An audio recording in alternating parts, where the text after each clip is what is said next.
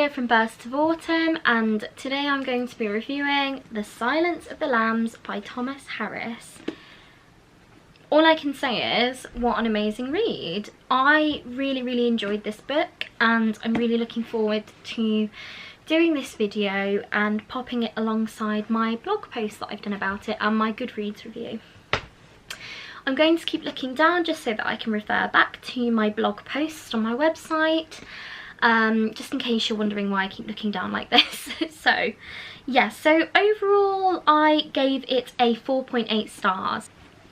So reading The Silence of the Lambs has been a wild and wonderful ride. I was quite worried about picking up a horror after my reading of The Woods, which gave me quite an off-putting vibe, to be honest. I was really anxious during reading that book, and I was really worried that it was going to happen again. Even though horror is predominantly the style that I read, it is the genre of books that fills my bookshelf because I am a horror book reader, the same as films. It's my favourite genre, and I don't really dive deep into other genres. I like crime, I like around Eleanor Oliphant kind of style, but I'm not really into romance or chick flicks or anything like that. But yes, when I did dive into this book, I realised it had a very different writing style and very different vibe overall from The Woods, and I'm really glad about that because, like I said, I was quite dubious to jump into horror quite soon after I'd finished The Woods, because it was just such a strange book. I'll link below my book review for The Woods, and if you've read it, I'd love to know what you thought as well, because it could just be me and my anxiety and things like that. This is pretty much everything I could want in a book: serial killers, crime, ballsy investigator, gore, and an awesome storyline. I am really pleased with it. I read it in about 4 or 5 sittings, but they were quite short sittings, otherwise I could have got it done quite quickly. I actually finished this book the morning of my auntie's funeral, which I know some of you are probably thinking, that's really strange, Luna. Why would you want to read a horror book on the day of a funeral? But here is exactly why. The way I coped with my auntie's death when I immediately found out was by diving into a book, and at that time it was Eleanor Oliphant, and I finished that and it just felt right. Everything felt right. I felt like I'd got a shoulder to lean on, and I felt like when I was diving into a book, it was helping take my mind off the real world and the sad situations. So yeah, as soon as I finished Eleanor Oliphant, I started reading 3 separate books. 2 of them are a journal and self-care book, which I'll be doing reviews on when I'm done, and then I went straight into this as my fiction read, which I like to have a fiction read and then 2 or 1 self-care books or things like that. So yes, after Eleanor Oliphant, I just felt that fictional loss when, you know, alongside the other books I was reading, and I was just like, something I've really wanted to read, because I know some of you might be thinking, really? But I've never ever watched Silence of the Lambs. It's always been just a very old film, and I'm quite young, and just as I've gotten older, other horror films have overtaken it. It's still a legendary film, but it's just never one that's crossed my path. However, when I saw this book, I made the decision that I wanted to read the book and then watch the film, which I'm very happy about, because I have got a feeling that the book is a lot better than the film. You know, I'm not sure, I've not seen the film, but I love going into watching the film with a lot of knowledge about the book and the characters. So it's part of a series, and after reading this, I'm not gonna lie, I really wanted to dive into the others, and I am going to buy those, and that is Hannibal, Hannibal Rising, and Red Dragon, not in those orders. But yes, just quickly, because I've just forgotten my point of what I was going to say about the funeral. Basically, yeah, so I was just really into this book, and it kept me going. It was so hard from the time my auntie passed away to the actual funeral. It was so hard in between that time, sort of feeling in limbo, feeling on the edge, and, you know, constantly having family members calling up and trying to sort out the funeral, and then just those moments of crying and denial and things like that. And it basically just, it was just a place for me to go. And I think a lot of bookworms and booktubers and book bloggers and just people who read books, I think a lot of us can relate to that fact of a book is like home. A book is travelling while still staying in the comfort of your own room. And that's what I wrote in one of my latest posts on my blog about Mother's Day. And for those who really struggle on the day, reading would be a great way to get out, but mentally rather than physically. You know what, you can just say in the comments, seriously shut up, Louna. But no, I like to explain my points. I like talking, as you probably know, otherwise I wouldn't have a YouTube channel. So yes, back to the review. So, like I said, it's part of a series. I really want to buy the rest of them. I just hope that they live up to the book, this book obviously, because I really like this, and I would very much not like if the other ones weren't very good. So this book is about a legendary fictional serial killer and psychiatrist, Dr. Hannibal Lecter, and I kind of wish this was, actually no, that's a really horrible thing to say. I was going to say I kind of wish, I hope that it was based on a real serial killer, but that's really awful of me to say. I apologise. No, there are so many serial killers, and obviously, as you can obviously guess, from my horror addiction, I am very much into true crime and listening to podcasts or watching TV shows and films about serial killers, and reading up about sort of forensic psychology and criminal psychology as well, and neuroscience and the way that the brain works and why these things happen and why people kill. So when I say I wish it was true, I didn't mean that. I think I more so meant that I can see serial killers definitely being like Hannibal Lecter, and I know for a fact there have been a few, and it would have been really interesting if this was based on a real one. Please, I really do apologise. I obviously don't want Hannibal Lecter to be a real serial killer. By the time this book was written, so the chronological order of it, Hannibal Lecter is already incarcerated and in a criminal asylum.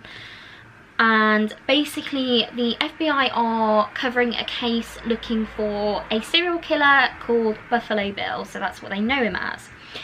And he is a very prolific serial killer. He is very dangerous and very unique, and that is part of the reason why I'm very intrigued about this book, because it is a very severe case that they are trying to solve.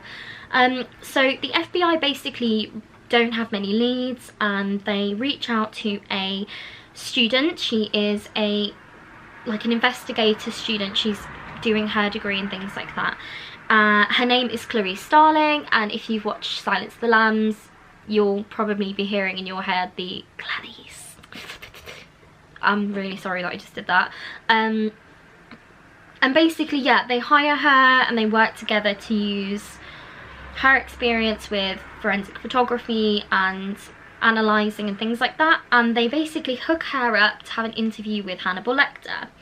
And they want to use Hannibal Lecter's experience and ego to help them solve the case against this serial killer who is taking women, torturing them, killing and skinning them for a personal project of his, which I must say is absolutely genius. It's so awesome.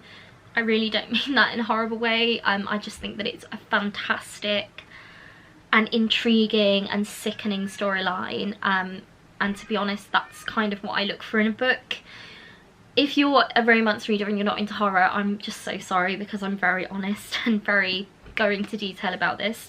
But yeah, so like I said here, Thomas Harris really does not hold back on the details, and I really, really love that about him. There's gore, anticipation, and I actually felt nervous with butterflies or moths in my stomach during the last few chapters. It's really well written, within quite a short length in my opinion. I actually think that's quite a short book, and there's enough detail to make the story awesome whilst not going overboard. And it flows well as well, and the sections are well sequenced. I kept wanting to pick this back up. I just wanted to keep reading and reading and reading, and that is an amazing sign of a good book. It's all about the books that make you not want to put it down, and yeah, I just think it's a very important point for reviewing a book.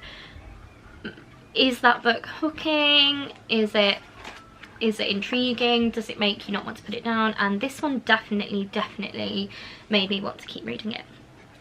Overall, I'm really, really happy with this book. It's been a great way to cope with my struggles and has really made me intrigued to read other books in the world of Hannibal Lecter, and it has very much picked me up after my previous horror read, The Woods by Vanessa Savage. So this has really given me hope within horror books, and it's definitely made me more intrigued to read a lot more. If you're into serial killers and crime, I would definitely recommend this, and I think Thomas Harris is a fantastic writer. I just really hope that he's come through on the other books in this series as well. I also gave the same amount of stars on my Goodreads review, and I basically just said it's a fantastic read, flows well, just the right length, and it leaves you wanting more from the characters and the story overall.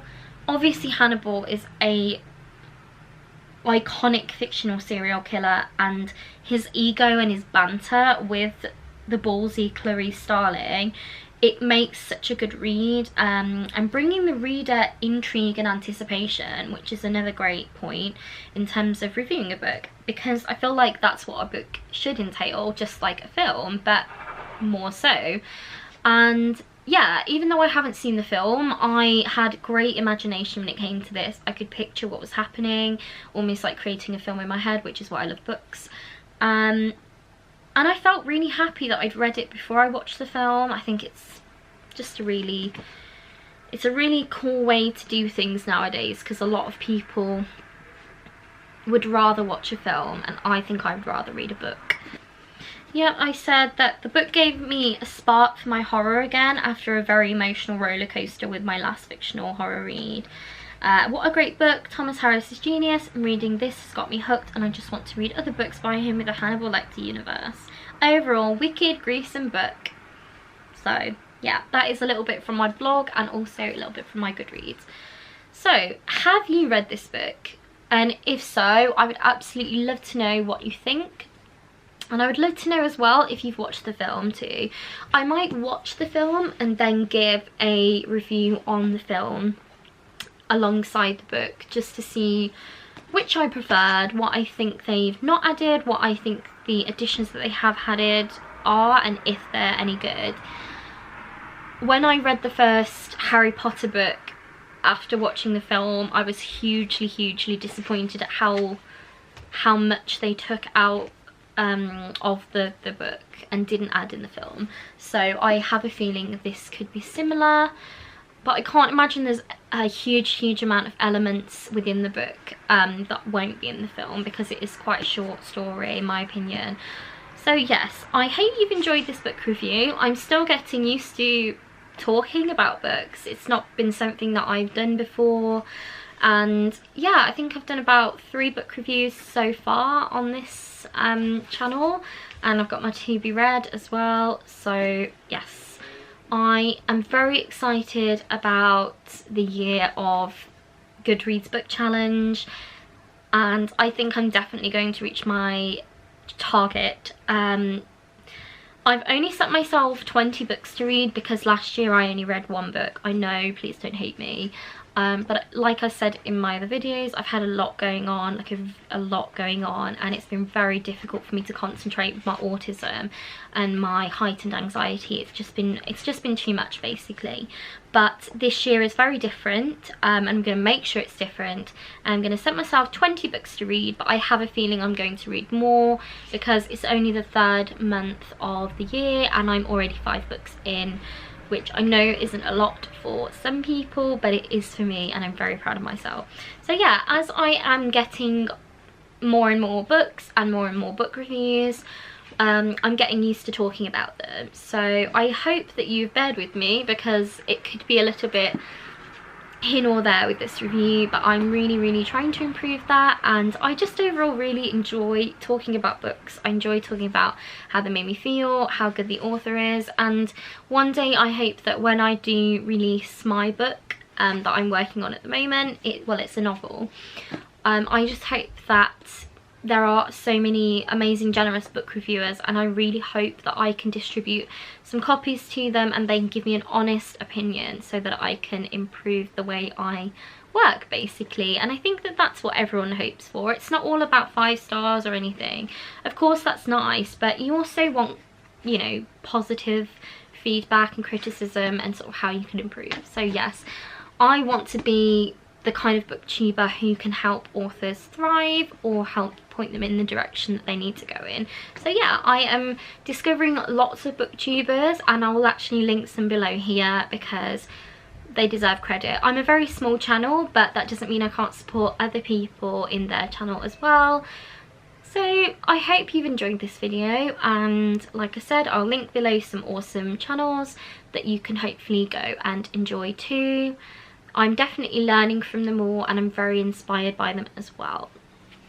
So thank you so much for watching this, and my blog post review and my links will be below, and you can find me on social media in my little cozy nooks of the internet.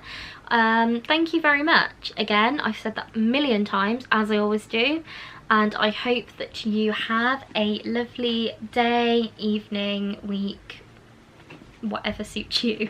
Thank you so much. Bye.